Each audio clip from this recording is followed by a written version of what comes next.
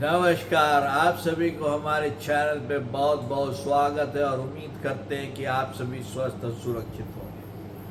आजकल भारत के सारे पड़ोसी देशों में अस्थिरता है और उस अस्थिरता के चलते कहीं ना कहीं उसका इकोनॉमिक इम्पैक्ट भारत पर भी पड़ा है और भारत की चिंताएं भी बढ़ी हैं। फॉरेन अफेयर्स, फॉरेन मिनिस्ट्री का काम बढ़ गया है।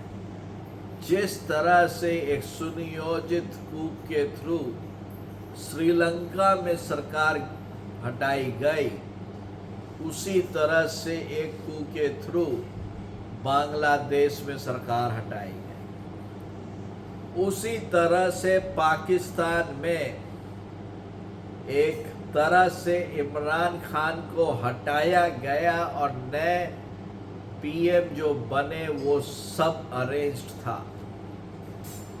अफगानिस्तान एक तरह से देखा जाए जो एक समय में सबसे अस्थिर देश होता था, इस कॉन्टिनेंट साइड में सबसे स्थिर है।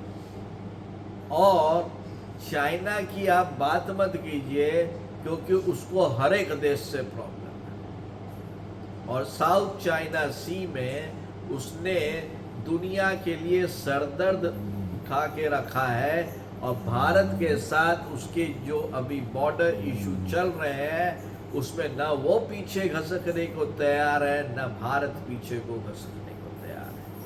और नेपाल की स्थिति ये है कि वहाँ का जलाशय कभी ऊपर कभी नीचे जाता है राजनीति में और बहुत अनस्टेबल कंट्री है और भारत के भरोसे है जहाँ चीन घुसने की कोशिश कर रहा है। इन सभी देशों में से भारत किसी के लिए खतरा नहीं और भारत की नीति हमेशा ये रही है कि ना हम तुमको छेड़ेंगे ना हम छिड़ेंगे, हम संयम रखेंगे लेकिन जब छिड़ेंगे तो छोड़ेंगे।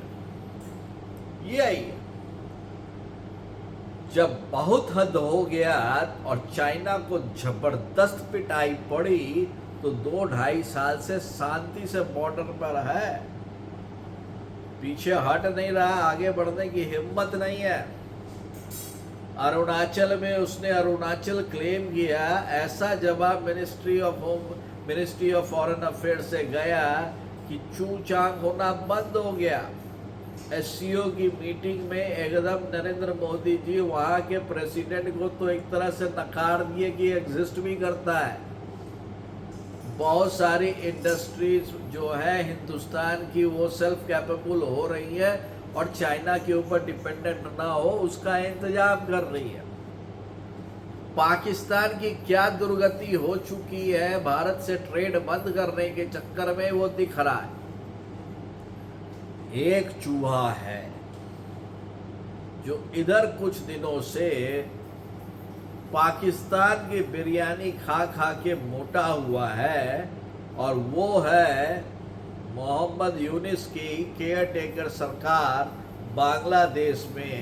और वहाँ पे कुछ कट्टरपंथी गुट भारत को धमकी दे रहे हैं और साथ ही साथ गोला बारूद प्रोजेक्टाइल ये सब की खरीदारी अपने सबसे प्रिय मित्र पाकिस्तान से कर रहे हैं, जो कभी उनके यहाँ पे उनकी जो दुर्गति बनाई थी वो यदि भारत नहीं होता तो आज हो सकता है कि एक भी बांग्लादेशी नहीं होते।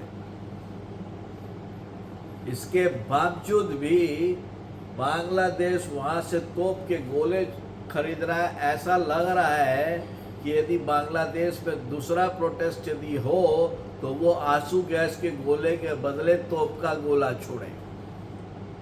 और उस बांग्लादेश को ये नहीं पता है कि भारत यदि फूंक देगा तो वो 40,000 50,000 गोले से कुछ नहीं होने जाने को।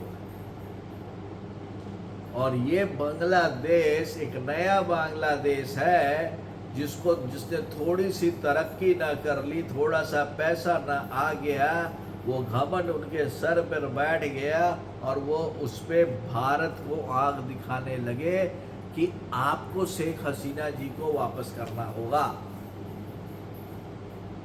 वैसे में तो बहुतों को वापस करना है भारत को। जितना बांग्लादेश से आए हुए हैं मेहमान, जो झारखंड में, आसाम में और ये सब त्रिपुरा में, ये बंगाल में बैठे हुए हैं, उन सबको भेज देता है भारत।